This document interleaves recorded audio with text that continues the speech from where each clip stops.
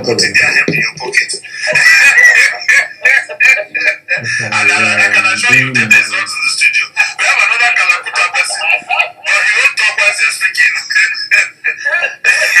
Now, have you actually spoken to the man? Have you spoken to the president? No. I made that point on the television station just this morning. Yes. The way we, the partner aides of the president, all of us who are partner aides are like friends and brothers. Every day I speak with those who are with him. Just yesterday, one of them transmitted that statement that was released to me, and I issued it. Then it comes in nothing. So they say, please, take this phone to Mr. President. I want to talk to him. Yes. Mr. President will talk to me if I ask that. But has he spoken to you? Let me just end what I was trying. Okay, sorry. I deliberately have not asked that the phone is given to him so that I speak to him because I don't need any authentication that Mr. President is well and alive and is only taking a rest. A rest coupled with some medical. I don't need any other authentication. Even the acting president of the country has told us that he spoke with him, the man is well, he is chatty, and he is witty, and all that. So for me, to now begin to say, I want to talk to Mr. President, he is a manifestation of doubt from my part, and I have no particular of doubt in my mind that it is well. Well, we all have the idea that he is well, and even, but if you have to speak to him, it's not to authenticate whatever. Wouldn't he be curious to at least have one or two words with you too? And wouldn't you want to be saying hello to your boss and I hope you are well, sir, to express your best wishes? So, I think that the last time we spoke, I told you that there was an indication that he was going to speak with me. Yes. Well, it has not happened. I believe. Since that time, he hasn't spoken to you? No. But I have spoken to those who have seen him and they have said, yes, Mr. President. But I'm sure, Femi, I'm sure you will understand my apprehension. Doesn't it sound odd that you're his personal aide just like any other aide, and you haven't as much as, even if it's just one sentence, you haven't spoken to him? It sounds odd. The onus is not on me. Yes. To want to speak to him. Anytime he says, yes, additional for me on the line, I want to talk to him. All well and good. So he doesn't have, so he probably doesn't know this anxiety that all of us have, in the past weeks that we said that, look, we just like to hear him speak. You know one thing, every day we do highlights of Nigerian newspapers and we send to the president. Yes. Every blessed day. We read the highlights of Nigerian newspapers. So he's quite abreast with what is happening in the politics.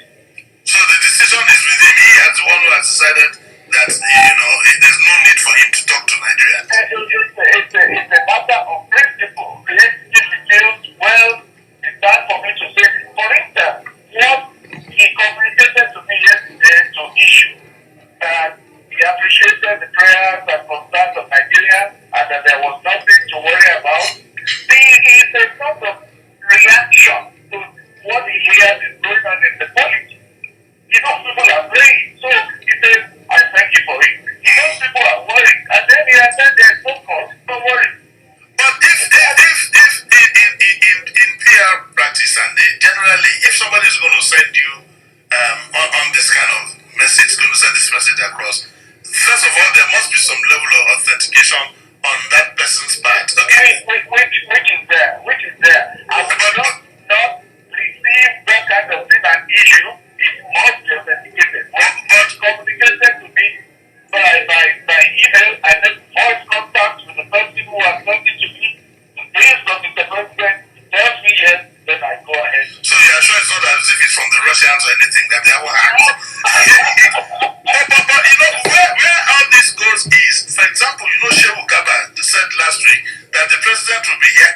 any moment now met within 24, 48 hours.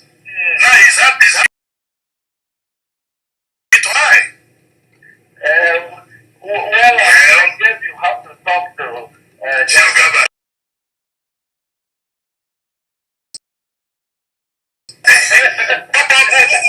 Where is the first lady?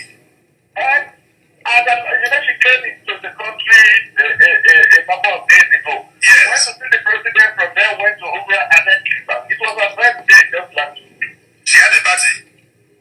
Not so it wasn't celebrated, but it was a birthday. Your birthday is your birthday, you can't deny it. It was a birthday. I know this is not under your purview, but I just have to ask you for record purposes. Doesn't it sound strange that the president would have health challenges and his wife won't be with him? No, it depends on the enormity of it.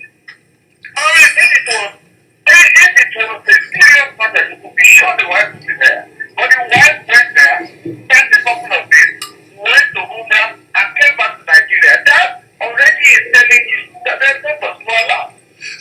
on the contrary, I beg to disagree, because it's not as if she has any job she's doing here that any one of us knows of, you know. We find it a bit, but we want our president to be alive and well, and we want his wife to be with him, to lend some support. It's their decision. I know. You know, the wife of the president also has the things she's doing here, and of course, she has unfettered access and communication to her husband. So it's up to them to decide that this is the way we want to do. So it's not as if as we have an acting president, we don't have an acting first lady. Or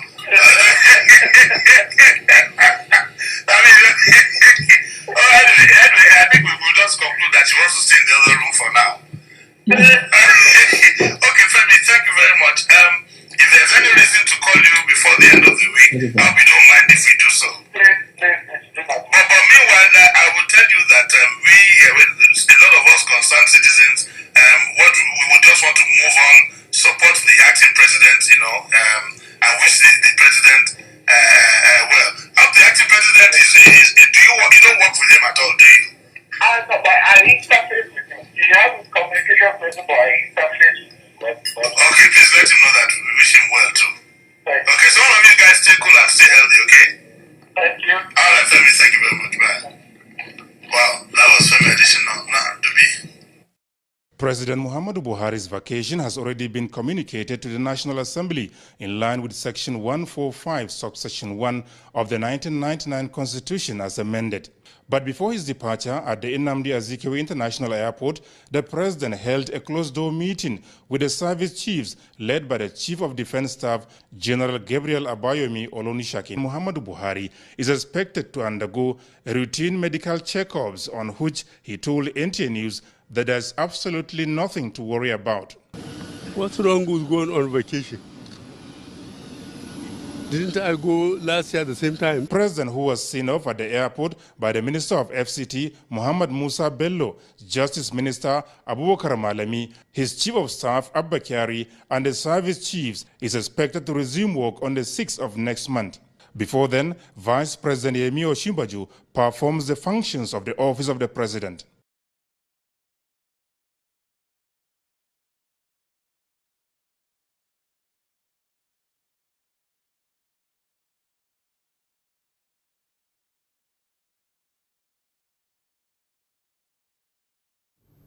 The presidency owes Nigeria information.